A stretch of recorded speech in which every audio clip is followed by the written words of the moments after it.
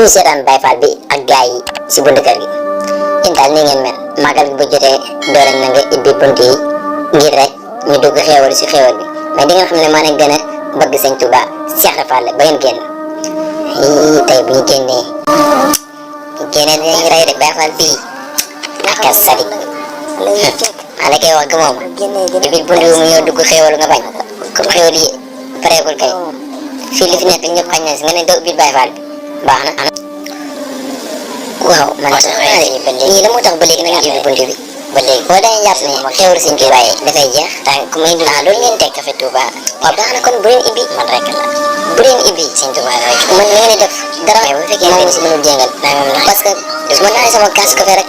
Sëñ Tuuba waaw Cheikh Ibra Fall maay wax yi Cheikh Ibra Fall rek ni kente ni yow mais bàyyi leen ba ngeen ibbi bunt bi ngeen xam ne man ngeen fiy fekk man ngeen fiy fekk maa ngi wax suba ba léegi nangu leen ma ibbi mais baax na ba ngeen ibbi bunt bi ngeen xam ne maa leen gën a toog foofu non Baye Fall on ba léegi nañ ko ibbi Baye Fall bii nii